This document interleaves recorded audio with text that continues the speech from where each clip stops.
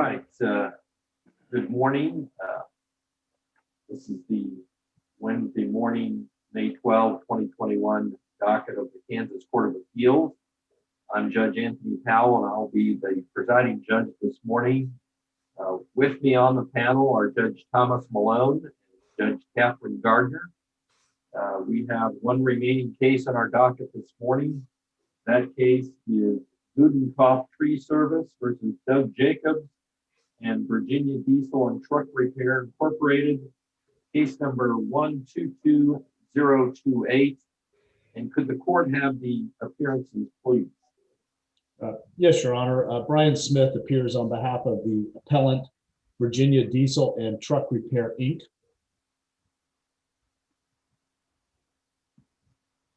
Mr. Smith, are you in the record as an appearance?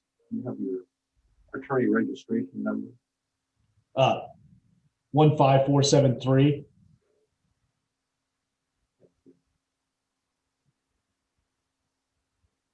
Mr. Baskin, why don't you turn on your mic there?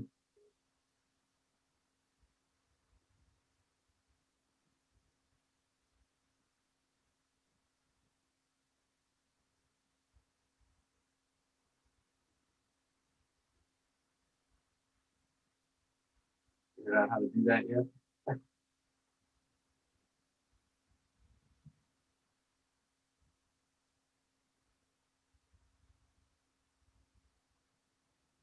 Probably if you click on your face there, it should bring up mute at the upper corner. If you just click on, it probably says unmute.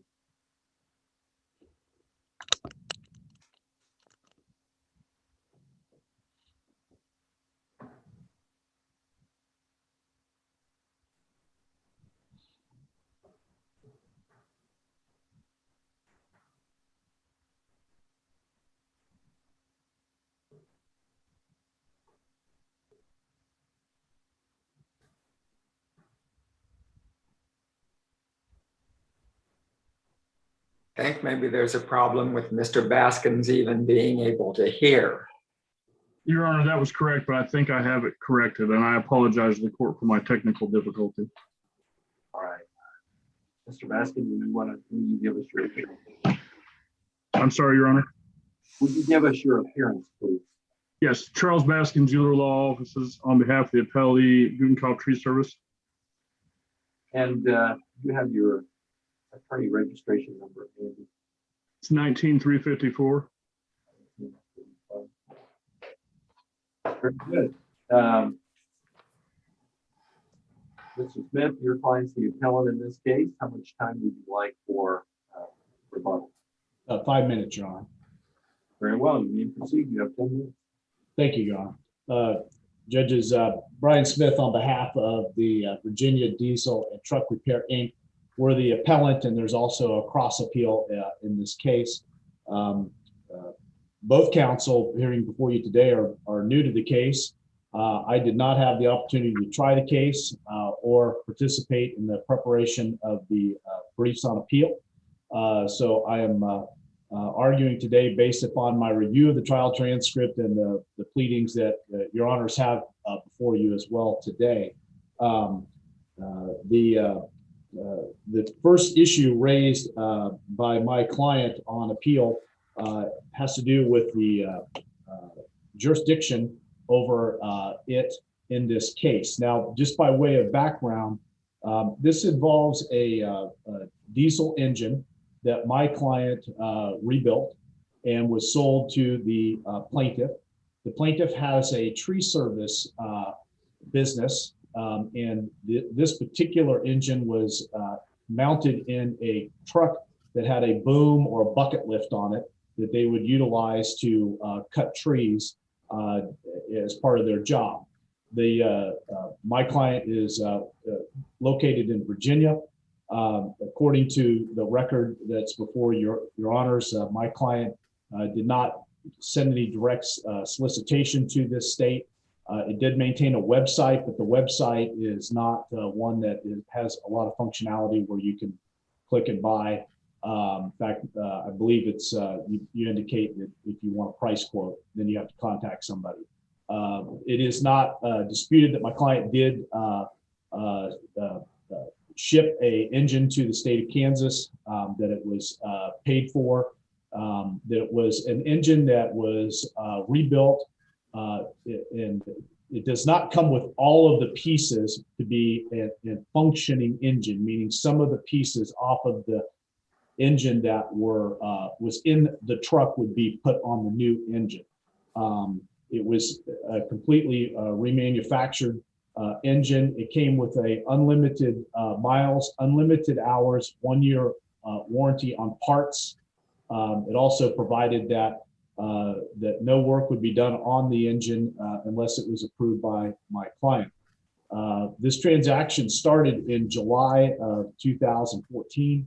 The engine was received approximately August 15 of 2014, and it was installed about shortly thereafter, and it remained in the truck until March 30 of 2015. So the engine was in use between August of 2014 and March of 2015. So it was still within the 1 year warranty when it was removed. Now, as it relates to the jurisdictional arguments, the brief filed by my predecessor takes the court through the various elements identified in Clune, KLUIN, the American Suzuki 274, Kansas 888. The argument basically asserted by my client is that while KSA 60-308B does provide the jurisdiction under the long arm statute can be asserted for transacting business in the state, the court also has to go through an analysis to see if the contacts that are alleged were sufficient to provide jurisdiction. Mr. Smith? Yes, let me ask you this before you go through the long arm analysis if you'd like to, but I know you weren't in this case during trial, but when I look back at the pretrial order and I look at the section on jurisdiction and venue, it says, quote, "There is no dispute that this court has proper jurisdiction of the subject matter in this case and of the parties in this case." And then I look down further, there's a section in the pretrial order on stipulations, and it says, stipulation A, that this court has jurisdiction over the parties and the subject matter of this action. Further in the pretrial order, where you look at the issues of fact or law, none of them preserve the issue of jurisdiction. So how has this issue not been waived by your client? You know, Your Honor, that it was presented as a motion to dismiss initially. Right. And the court held that in abeyance. Ultimately, the court did rule that they had sued both my client's corporation and my client, the owner, individually, Doug Jacobs. Doug Jacobs was dismissed as an individual, and so the case was tried and decided against the corporation. And I'm looking at the pretrial questionnaire, and the pretrial questionnaire filed by Mr. O'Keefe, which I believe is document 112, paragraph 2, it is raised that both of the defendant truck company and the individual should be dismissed because of lack of jurisdiction. I cannot explain to Your Honor, because I wasn't present at the pretrial conference, how it goes from being raised in the pretrial questionnaire, raised as part of a motion to dismiss. But I understand what Your Honor is reading. What I do know is the court ultimately decided the issue. And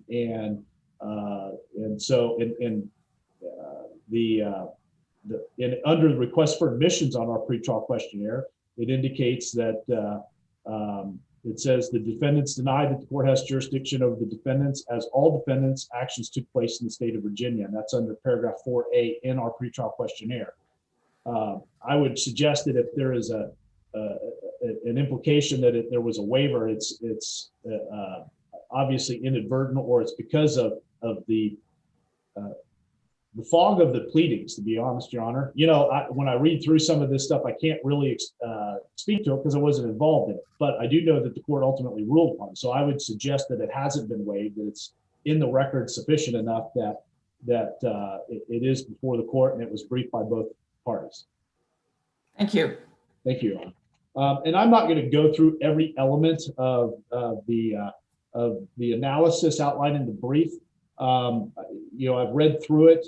You know, I think the biggest issue is whether the contact which gave rise to this lawsuit is sufficient in its nature to give jurisdiction over my client in the state of Kansas.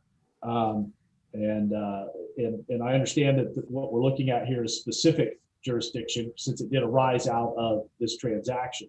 And my client's position simply is that the plaintiff sought out to do business with the defendant, that we were not purposely marketing in Kansas or selling in Kansas. We did sell the item there. When you look at the Clune case, we've tried to outline some of the similarities and differences. And it really does come down to, you know, that there's a lineage of cases. The Burger King case is one of them where it talks about, you know, simply having a contract may not be sufficient unless there's something sent to the state, you know, or you conduct the business in the state. Simply having a website may not be sufficient unless you have maybe a website that has some interactive basis to it. Well, this evolution, you know, falls into this case in that we have a website. We did conduct business with the plaintiff on this specific transaction, but it's pretty minimal in the level of contact. So beyond that, you know, we would just simply ask the court reconsider that issue and find if there is jurisdiction or not under the long arm statute and under the constitutional analysis that the court undertakes, because it's just two-step process. I would like to Mr. Smith, yes, let me just clarify. Is it correct that nobody from Virginia Diesel ever came to Kansas in conjunction with this sale? We did or not. Thereafter? That is correct. We did not come to Kansas until the lawsuit was filed. And Thank you. There was phone calls.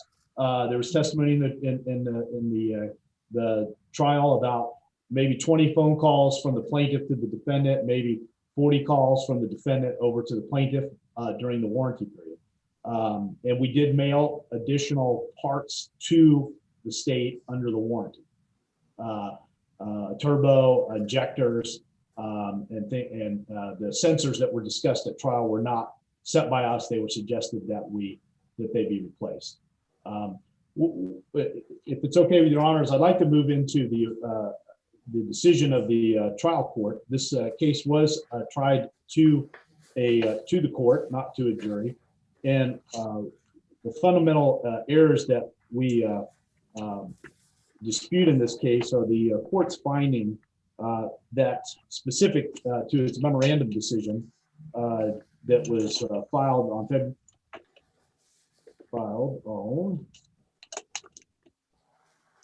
February 15 of 2019.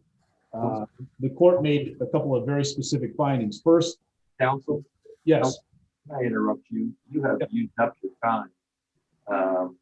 You still have 5 minutes remaining on your rebuttal. Do you wish to use some of that time to continue your point?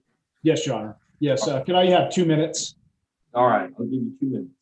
The court provided that the defendant breached the contract by failing to provide a rebuilt and working engine, and that the court, or that my client also represented that the engine was operational and had been rebuilt.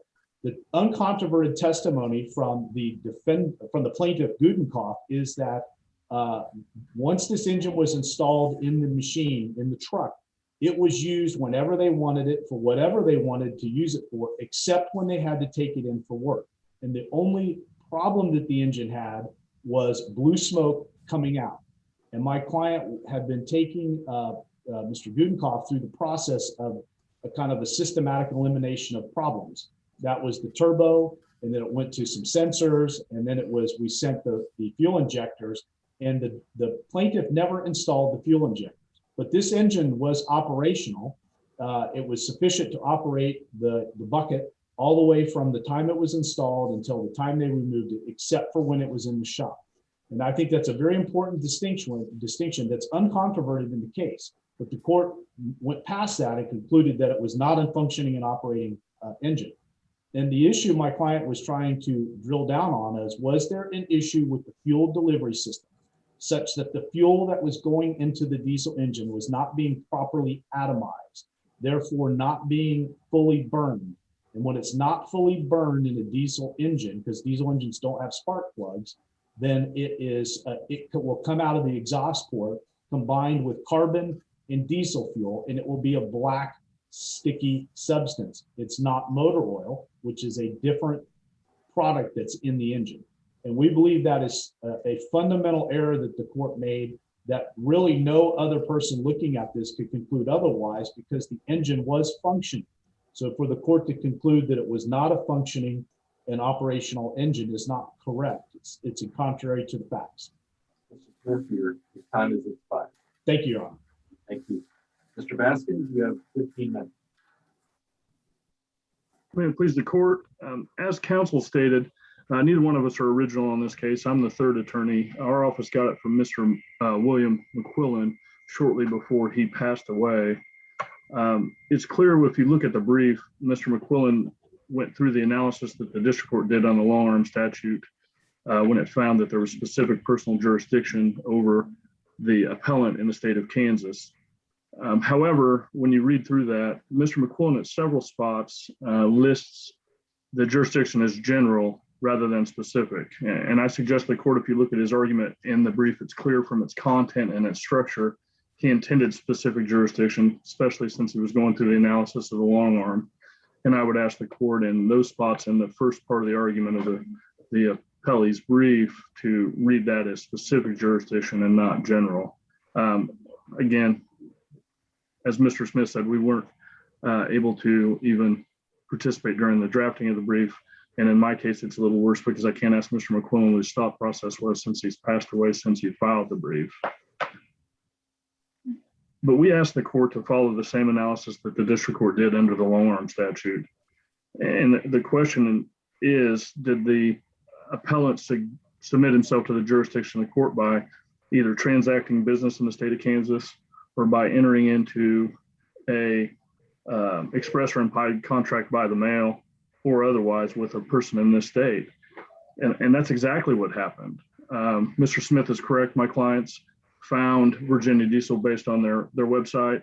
I think the briefs and the record shows that they had about 10 providers such as them, and this is the one that they chose.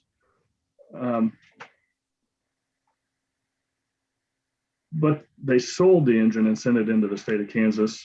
So they transacted business in Kansas, and they certainly entered into a contract, at least by mail, to do that. And the facts that support that are that the appellant and the appellee agreed on a contract. The appellant sent it to Kansas. Appellee executed it and sent it back with payment. He also sent his core engine from Seneca, Kansas to Virginia, fully performing his end of the contract within the state of Kansas. The appellant shipped various parts on 3 separate occasions: a missing starter, as Mr. Smith stated, an injector, and a turbo that was bad. All of those things were installed with the permission of the appellant in the state of Kansas. So the warranty work that was conducted in the state of Kansas by agreement with the appellant. And Judge Gardner, you asked if the appellant had ever came into the state of Kansas. As this warranty work was being done to try to correct the defects in the engine, the appellant started to complain about the cost of the local shop. He actually made plans to come on January 15th of 2015 to see if he could fix the issues that were wrong with the engine. But because of a medical condition, he did not make that trip. But even the warranty work that the appellant was going to do was going to occur in the state of Kansas. As Mr. Smith indicated, there were 60-some calls back and forth as relates to this defective engine and what could be the possibility of the problem and how to fix it. The warranty work took place in Kansas. It did not fix the issue. At one point, the appellant suggested that he could send up another remanufactured engine. And the briefs in the record in this case indicate that on a prior occasion, the appellant had sold and sent into the state of Kansas a engine to another purchaser. And I know that the appellant's brief points to Clune as dispositive of the issue. However, that case is distinguishable in a couple key areas. In Clune, the plaintiff bought a Suzuki from the Bartlesville, Oklahoma sports shop, went to Oklahoma, picked it up, and brought it back into Kansas. The plaintiff then attempted to bring Suzuki into the state of Kansas as a defendant in that case. The court in Clune found that to transact business within the state, there must be some act or transaction consummated in the forum state, and that the claim for relief arising must be connected with that act. And then the constitutional requirement that the assumption of jurisdiction in the forum state must not offend the traditional notice of fair play and substantial justice. And in this case, the engine was purchased via the mail and a contracting between two states. The appellant sent the engine into the state of Kansas, knowing that he was doing business in Kansas. In Clune, there's no indication from the appellant in that case, or the plaintiff in that case, that he ever alleged that the transaction or the injury or harm came or arose from a transaction in the state of Kansas. Further, all warranty work that Clune had to have done, he had to return the item to Bartlesville, Oklahoma. In this case, again, as I've stated, all the warranty work in our case was done by a local shop with the permission of the appellant. Appellant even at times providing the parts or necessary items to conduct that work. So where Clune didn't have a nexus between the sale transaction and the harm, this case absolutely does. There is a nexus of a sales transaction that occurred at least partially within the state of Kansas, and the harm arose from that transaction. The Clune court further goes on to analyze the concept of general jurisdiction, which I think we all agree the district court did not find in this case, but specific jurisdiction. So that part of the analysis that's outlined, I think, in the appellant's brief is inapplicable to this case. The second case that's cited by the appellant is Merriman versus Crompton Corp. 288 Can 433 2006. That case is discussing in its entirety the concept of general jurisdiction for a harm that happened outside the state and trying to bring a defendant into the state. And the second step, of course, of the analysis is the due process. Was there contacts with the state of Kansas? And it's admitted that the website that was seen by the appellee was a general website. They searched him out, they found him. But after that, excuse me, the appellant had numerous contacts with the state. On 3 occasions, sent items to try to correct the defective engine on the warranty. Was going to fly here himself. I think 66 calls between the two parties trying to work out what could be wrong with this engine. I mean, the contacts are such that I don't think the due process clause of the 14th Amendment is or would be offended by subjecting the appellant to the jurisdiction of the state of Kansas. It wasn't a unilateral transaction like in Clune, where Mr. Clune goes to Oklahoma, buys a Suzuki, Bartlesville Motorsports doesn't know what he's going to do with it. He brings it back to Kansas and then tries to bring the parent company back in. It's not that type of unilateral transaction. Both parties were contacting each state. Part of the contract was performed in each of the states, Virginia and in Kansas. And because of that, the forum of Kansas and subjecting a Virginia corporation to that is appropriate under the constitutional requirements. The second issue, I read a little different than Mr. Smith did in the brief. It was a request to find the district court's action and not granting a new trial to be an error. It seemed to me when reading it and the pleadings in the case that the primary issue that the appellant had was that the district court would not allow a new trial so that the engine could be torn down. That argument became framed, at least in the brief, as to whether it was a remanufactured or refurbished motor. And the complaint was that the court wasn't looking for justice or what was really the issue with the engine.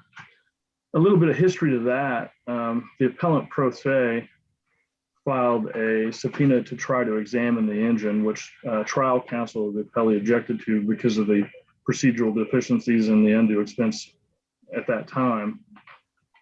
And that was granted, the objection was granted. But after the appellant secured counsel, they never filed a discovery pleading of any kind designed to get the engine, to examine the engine, to figure out what was wrong with the engine.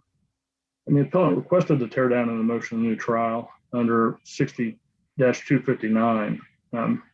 It was untimely because it was after trial for the tear down, and B, it doesn't fit within the criteria that was cited by the appellant, that being an erroneous ruling or instruction by the court, or the verdict, the report, the decision in whole and part contrary to the evidence.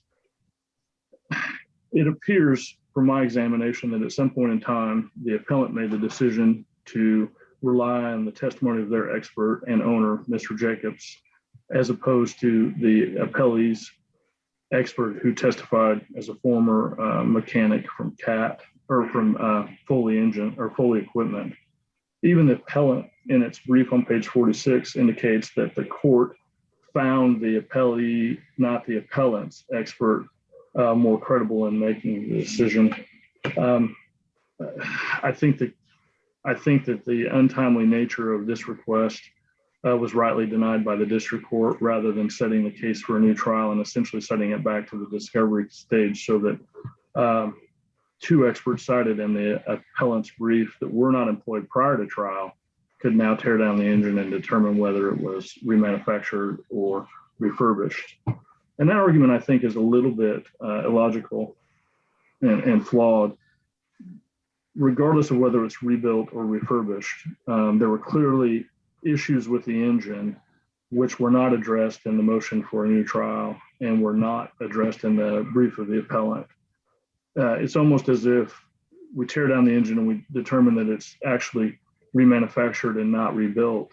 That solves the problem for the appellant. It doesn't. Notwithstanding that, the engine still didn't operate the way it was warranted to operate. And on at least 3 different occasions, the appellant attempted to get it right and could not do so. And I think that's the overriding issue with the second part and why the district court certainly denied the motion for a new trial so that discovery could begin again. And then the appellant, or appellee in this case, filed a counter appeal asking this court to review the restitution ordered by the judge in the district court. We've laid that, Mr. McQuillan laid that argument out in its entirety in the brief. The two things really that are being asked for is economic loss as testified to by the appellee during the times when the machine was in the shop and the warranty work was being conducted and it wasn't available for his use. And his uncontroverted testimony of the amount of loss was $2,750. That evidence is supported by a reasonable basis and substantially competent, and again, uncontroverted evidence, and it should have been awarded by the district court originally. The second section of what the appellee believes should have been awarded was an amount of $5,743.53. That amount constitutes what the appellee paid Foley Equipment to try to diagnose the problem and correct the problem with the appellant's engine, and the appellee believes that that amount of money should have been awarded by the district court as it was supported, again, with a reasonable basis and substantially competent evidence. And finally, Mr. McQuillan asked the district court and the Court of Appeals to alter the judgment to allow the remaining $24,432.47, which constitutes the amount that the appellee had to pay Foley Equipment for replacing the refurbished engine. And if the court doesn't think that that amount is appropriate, I would encourage you to consider the difference between what the appellee originally paid Virginia Diesel and what they had to, after the fact, pay Foley Equipment for the refurbished engine to replace the one in question. that figure would have put the appellee back on the same footing as if they had originally purchased the engine from Foley Equipment. It's essentially the difference between what they paid the first time around, what they had to pay the second time around. And I'd ask the court to consider those issues. And I've concluded my part of the argument if you have questions. No questions. Mr. Smith, you may proceed with your 3 minutes of rebuttal. Thank you, Your Honors. The issue that, and it is properly, there's multiple issues raised in the motion for new trial, and that document is part of the record before Your Honors, and it includes not only the issue being addressed with the court finding that my client should have awarded or repaid the core charge. It addresses the issues with the specifications in the engine, because the court found specifically my client did not provide a working and remanufactured engine. So when you talk about the specs of the engine, that becomes important. Obviously, and I don't disagree with counsel, and I didn't find any specific discovery request to look at the engine. What I did find in the answer that was filed on behalf of my client to the petition, there are 3 references to needing to inspect it. But as far as, and counsel's correct in what initial request was made, and I don't dispute that, it was made as part of a motion for a new trial specifically.